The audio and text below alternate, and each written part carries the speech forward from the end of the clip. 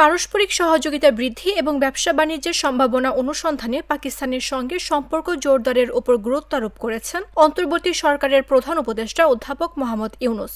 বৃহস্পতিবার রাষ্ট্রীয় অতিথি ভবন যমুনায় পাকিস্তানের পররাষ্ট্র সচিব আমনা বালুচ সাক্ষাৎ করতে এলে এই আহ্বান জানান প্রধান উপদেষ্টা। 15 বছরের মধ্যে প্রথম পাকিস্তানি পররাষ্ট্র সচিব হিসেবে বাংলাদেশ সফর করেছেন আমনা বালুচ। প্রধান উপদেষ্টা বলেন, কিছুর প্রতিবন্ধকতা রয়েছে, আমাদের সেগুলো কাটিয়ে উঠতে হবে এবং এগিয়ে যেতে হবে। পাকিস্তানের পররাষ্ট্র সচিব বলেন, অতীতের কিছু সমস্যা থাকলেও বাংলাদেশ ও পাকিস্তানের উচিত পারস্পরিক সম্ভাবনাগুলো কাজে লাগানো। তাদের নিজ নিজ বাজারে বিশাল সম্ভাবনা রয়েছে যা আমাদের কাজে লাগানো উচিত। প্রতিবারই সুযোগ হাতছাড়া করলে চলবে না।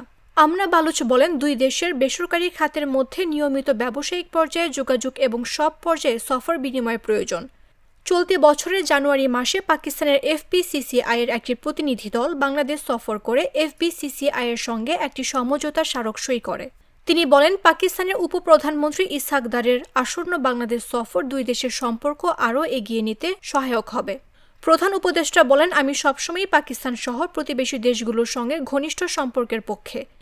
দুই দেশের জনগণের মধ্যে বন্ধন জোরদারে যুব ও সাংস্কৃতিক কার্যক্রম বিনিময় আরও বাড়ানো উচিত।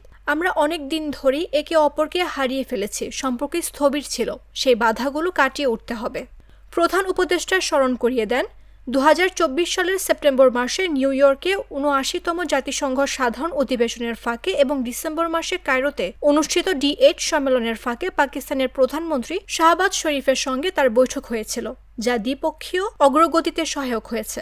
বৈঠকে টেকসই উন্নয়ন লক্ষ্যমাত্রা বিষয়ক জ্যেষ্ঠ সচিব লামিয়া মোর্শেদ এবং ঢাকায় নিযুক্ত পাকিস্তানের হাই কমিশনার সৈয়দ আহমেদ মারুফ সহ অন্যরা উপস্থিত ছিলেন।